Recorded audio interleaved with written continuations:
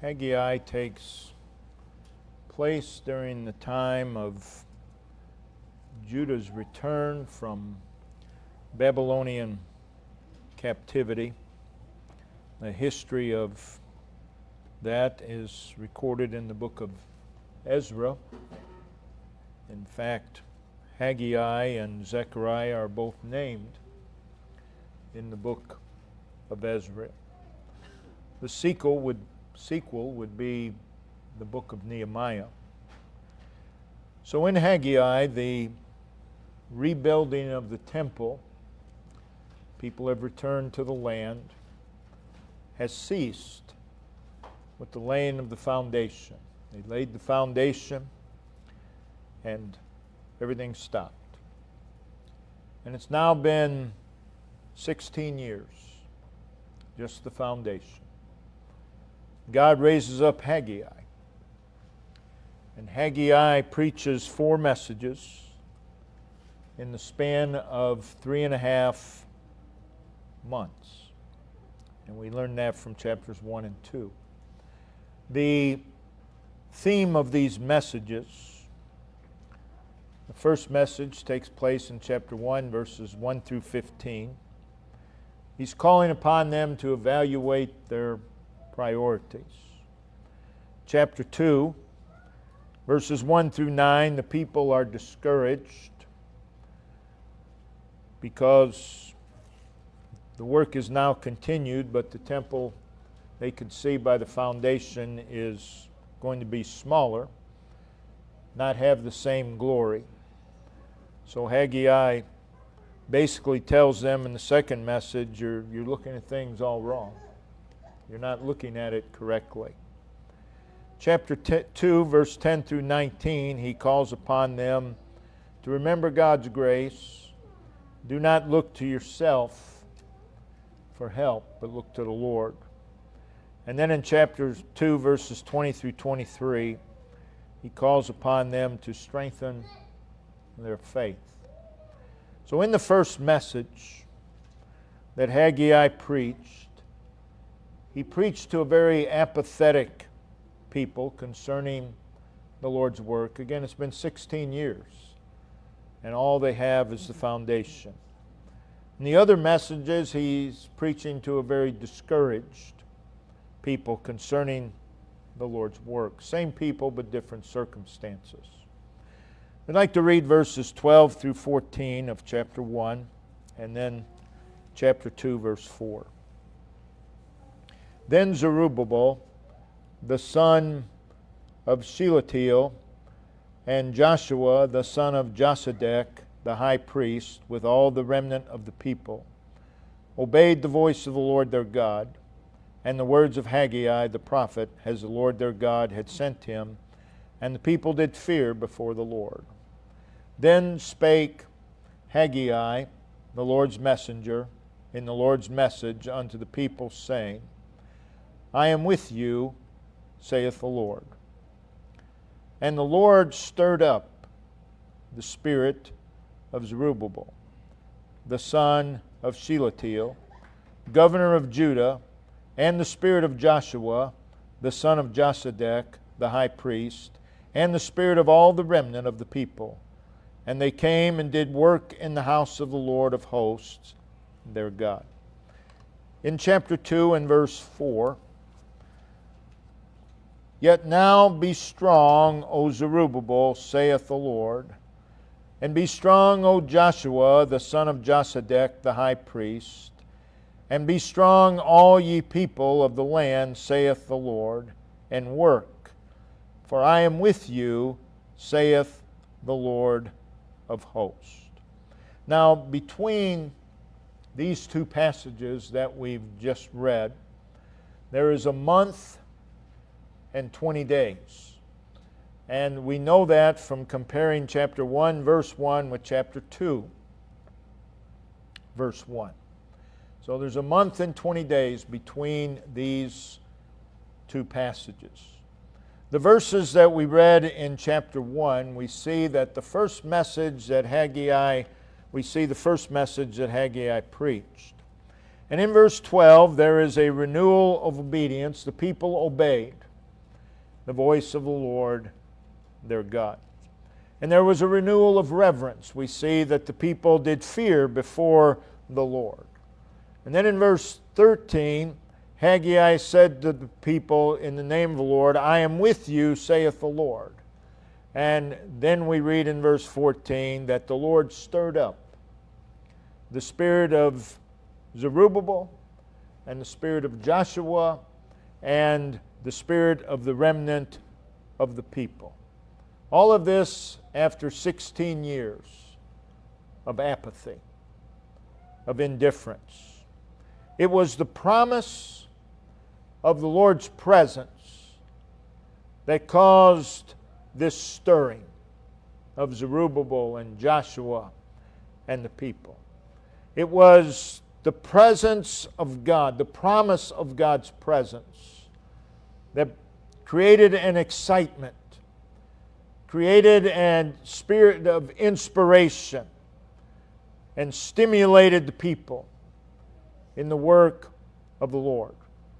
In chapter 2, the people were stirred 1 month. The people that were stirred 1 month and 20 days ago, while in the midst of the rebuilding of the temple, are now becoming discouraged. And in verse 3, Haggai exhorts, or in verse 4, yet now be strong, O Zerubbabel, saith the Lord. Be strong, O Joshua. Be strong, all ye people. 3 times. Be strong. That is, be determined, be vigorous, be eager, be passionate, be persevering. And he adds, and work. Be strong and work. In other words, it would take strength to do the work, the work of rebuilding the temple. And then he gives the source of the needed strength. I am with you, saith the Lord. 4 words. I am with you. Those 4 words change everything. I am with you. It is assurance. It is the assurance of those 4 words. I am with you. That would be the source of their strength. Now from this we see that the presence and belief in God's presence created an atmosphere, a spiritual atmosphere to go on in the Lord's work. And that's what we want to speak upon. The atmosphere of God's gracious presence. The atmosphere of God's gracious presence. So let's consider first of all the presence of God. There is what we call the omnipresence of God. By that we simply mean that God, in the totality of His essence, penetrates and fills the universe in all its parts, at all times, at the same time. The omnipresence of God. It is God presently in the past, presently in the present, presently in the future, all right now. God's omnipresence, of course, is taught all through the Word of God. And it is pictured in Isaiah 66, verse 1, the heaven is my throne and the earth is my footstool. And everything in between. So you have a picture of an infinite, everywhere present God. The omnipresence of God. The heaven is my throne and the earth is my footstool.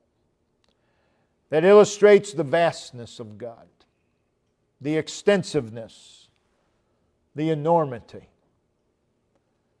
the infinity, the significance, the prominence of God.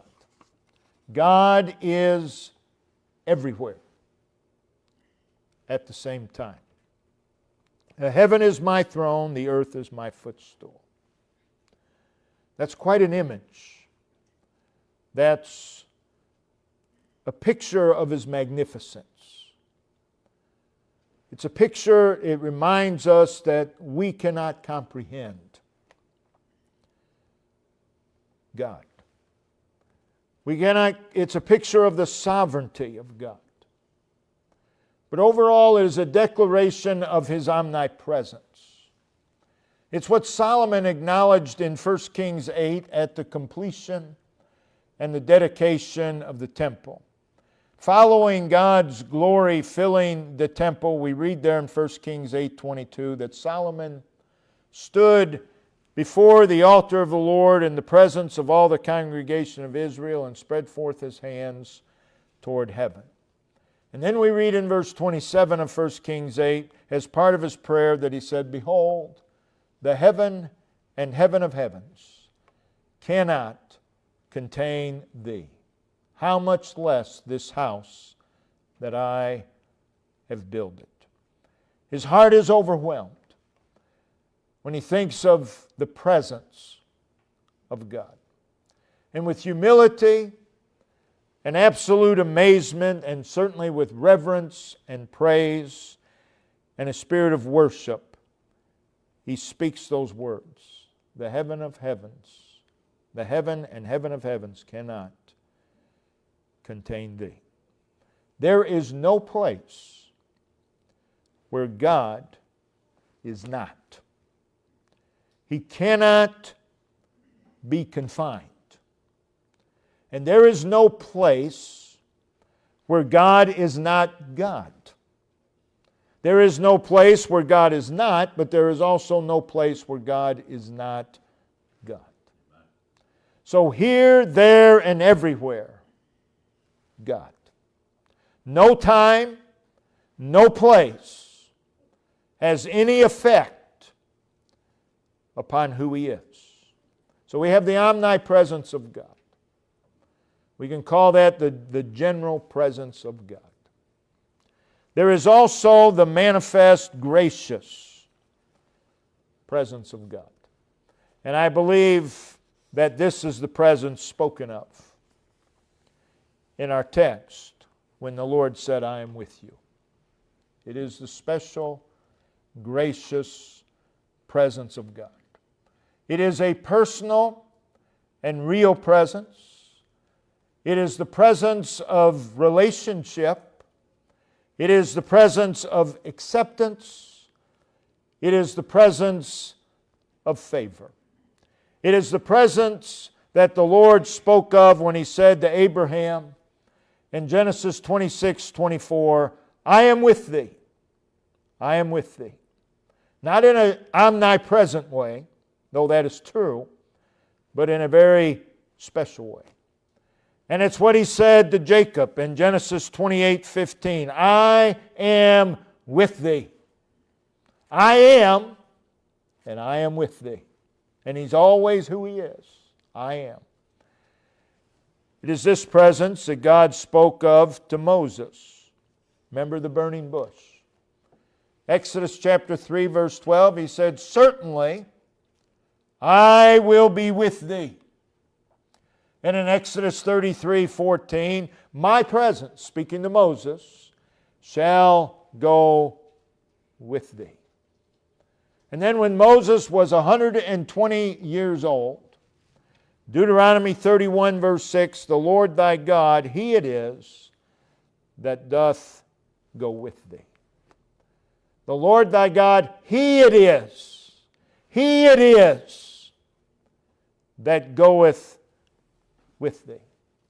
This is the same presence that was promised Isaac. In Genesis 26 verse 3, "Sojourn in this land, and I will be with thee." I will be. Think of those words. I will be. God will always be who He is. But I will be with thee. It is this presence that God spoke to Israel in Leviticus Chapter 26, verse 12, I will walk among you. Again, this is the gracious presence of God. It's what was promised to Joshua. In Joshua chapter 1, verse 5, in Joshua chapter 3, verse 5, verse 7, as I was with Moses, so will I be with thee. It's what he said to Gideon in Judges 6, verse 16. Surely I will be with thee. It is the presence that David spoke of. In Psalm 23, 4, though I walk through the valley of the shadow of death, thou art. Thou art. And he's always who he is. Thou art with me. It's the presence that we read of in Isaiah 41:10. I am with thee. And in Isaiah 43:2, I will be with thee. And again in Isaiah 43:5, I am with thee. Over and over we see this. It is this presence that was promised to Jeremiah. In Jeremiah 1, verse 8, verse 19, chapter 30, verse 11, I am with thee. I am with thee. This is something God's people obviously need to hear because it's repeated over and over and over. It is this presence that was promised to Paul. Acts 18, verse 10, for I am with thee. And we see it time and time again. I am with thee.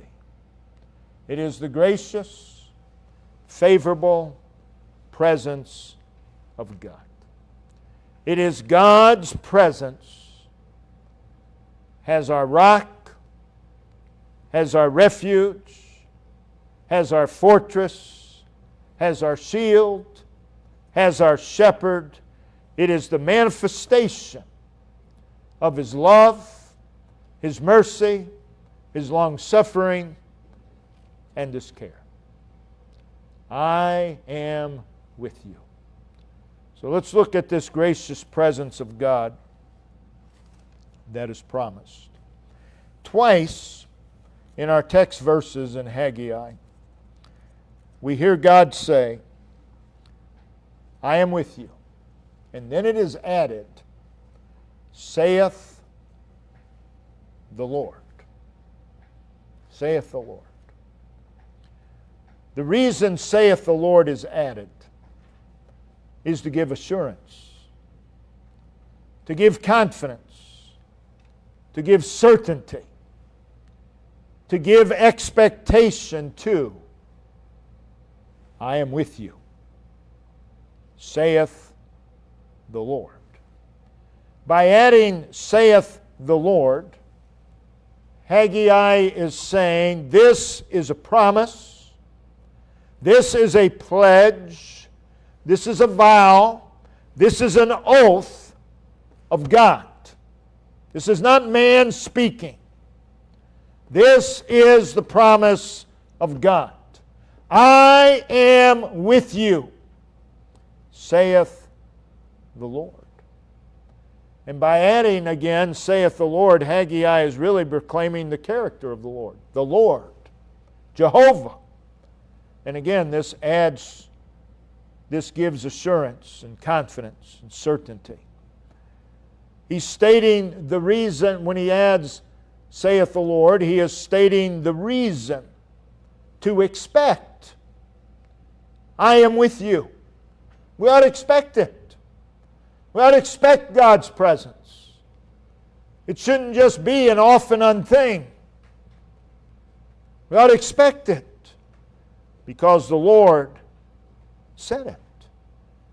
So Haggai reminds this apathetic, discouraged, and needy people, I am with you, saith the Lord. Now notice in that statement, I am with you. Notice the first and last pronouns.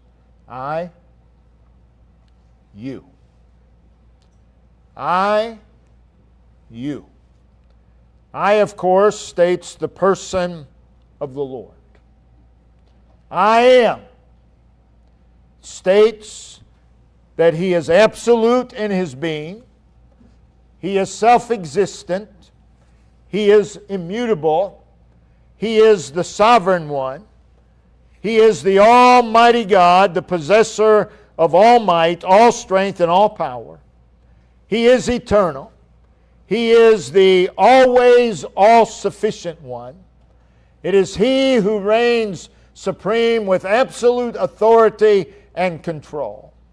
The one of whom it is declared in Psalm 103:19, "The Lord hath prepared His throne in the heavens, His kingdom ruleth over all." It is He. It is He who is never threatened. It is He who's never in a quandary. It is He who is never unsettled.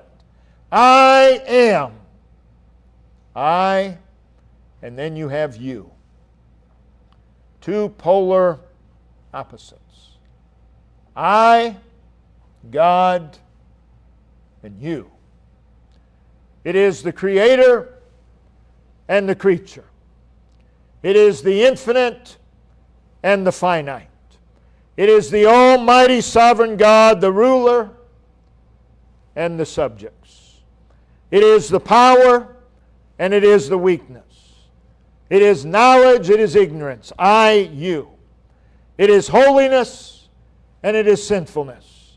It is worthiness and it is unworthiness. It is riches, it is power. It is sufficiency and need. I and you. And in between the two is the favor of God. Am with. I am with you. Now between the I and the you, there are many words that you could put between those two that would be justified and that the you would fully deserve. But it is am with. That's what's between the I and the you. Am with. That's grace. It is I am, present and continuous, with you, present and continuous. So let's look at the atmosphere created by God's manifest, gracious presence. We read in verse 14 of Haggai 1, "The Lord stirred the spirit of Zerubbabel and the spirit of Joshua and the spirit of all the remnant of the people." To stir is to cause movement. It is to disturb the quiet of. This is a presence that was a disturbance to their present condition. It is to excite. It is to inspire. It is to provoke, to stimulate, to arouse. The Lord used the promise of His presence to excite the people in the work, to inspire them in the work, to provoke them, to stimulate them in the work of the Lord. So this presence of God, there is a reviving of soul. How can it be anything else? When you know God is present with you, when you know that, when it's more than just a doctrine on a page of a book, when you know that, there is a reviving of soul every single time in the presence of God. It creates an atmosphere of spiritual energy and rejuvenation. There is a spiritual transformation that takes place. The Lord stirred Zerubbabel and Joshua and the remnant of the people. It brings about spiritual life and beauty. Notice what the Lord said. Again, we're creating this atmosphere. What kind of atmosphere does the presence of God create? The Lord said to Isaac in Genesis 26:3, I will be with thee and will bless thee. That is, while I am with you, I will bless you. There is blessing in the presence of God. Always. We're talking about the gracious presence of God. Notice what the Lord said to Moses, Exodus 33:14. My presence shall go with thee, and I will give you rest. That is, while my presence is with you, there will be rest. While my presence is with you, there will be an atmosphere of rest. This rest is a state of security, a state of contentment. There is security. There is a feeling of security. There is a feeling of safety when you know the Lord is present. There is a sense of contentment. There is a knowledge. There is a confidence and assurance that all is well. The whole world might be falling apart all around you. But when you know, when you can see and feel and know God is with me, you know all is well. All is well. That's the atmosphere created by the presence of the Lord. It is a state of stillness before God. There's an inward calm. I am with thee. When you know that, there's a calm. There's a tranquility. There's a composure of soul. There's a state of wholeness, a state of well-being, a state of spiritual fulfillment. I believe it's what David expressed in the 23rd Psalm when he said, my cup runneth over. He's talking about the presence of God. Notice also in Deuteronomy chapter 20, if we turn there, Deuteronomy chapter 20.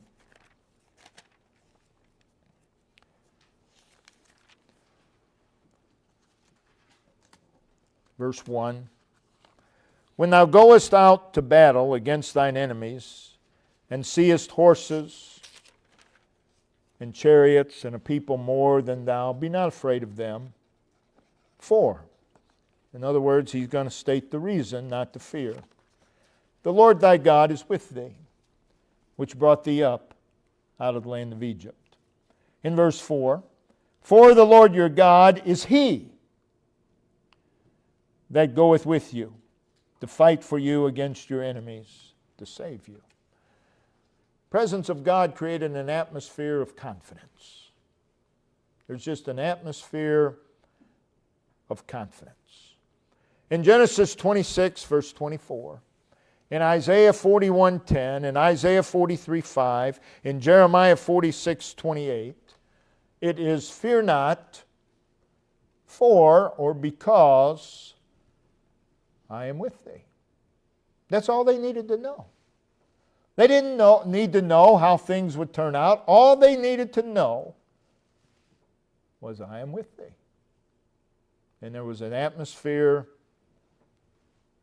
of courage in God's gracious presence.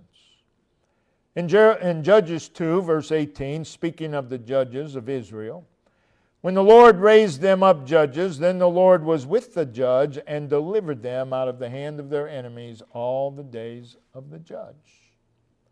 So there's deliverance in the presence of God.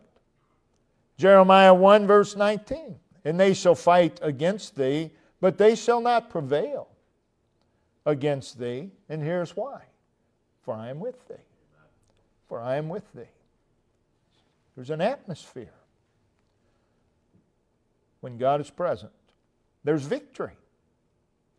He said in Jeremiah 30, verse 11, for I am with thee, saith the Lord, to save thee, to deliver thee. 1 Samuel 3, verse 19, and Samuel grew, not only in years and stature, but he grew in grace, he grew in knowledge, he grew in understanding and wisdom, and the Lord was with him. There's growth. There's spiritual growth in the presence of God. You cannot experience the gracious presence of God and not grow closer to Him. We see also the Lord was with him and did let none of his words fall to the ground. He became useful in the Lord's service.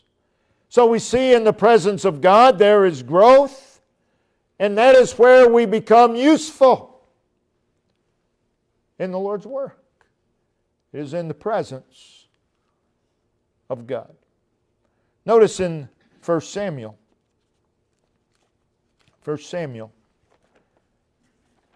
chapter 18.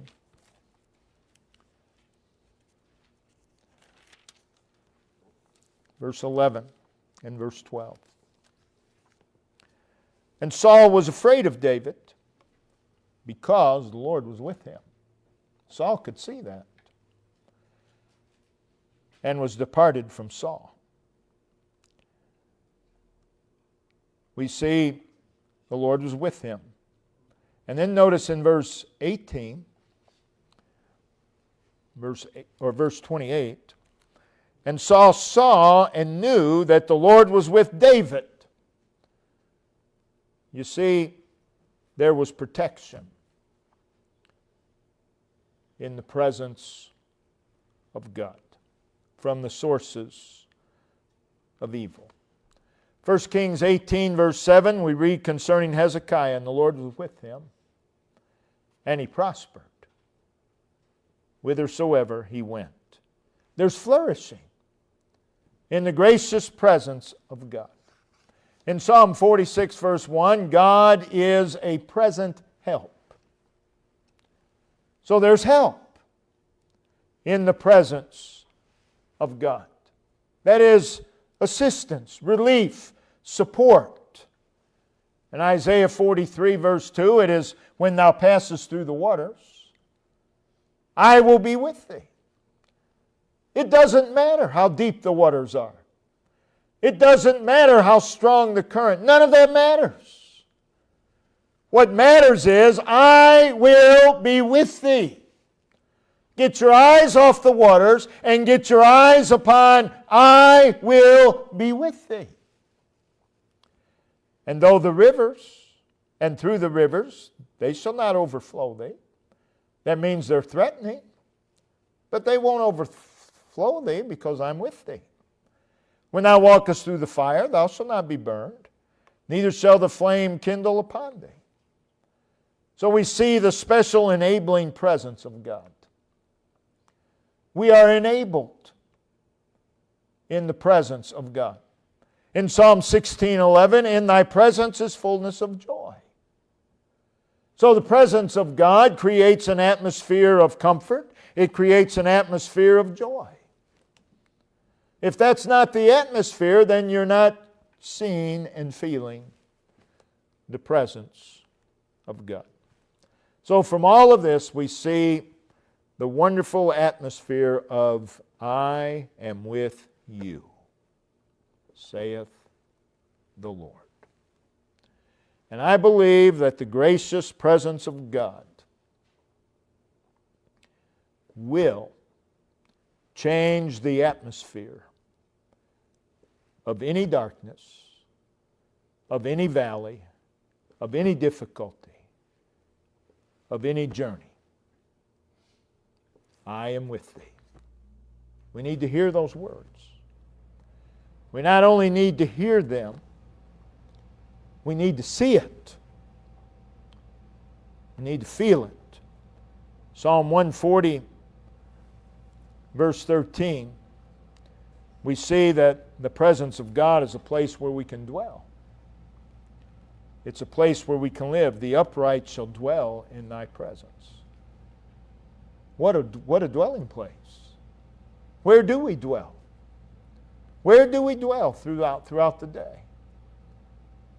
Oh, to dwell in thy presence.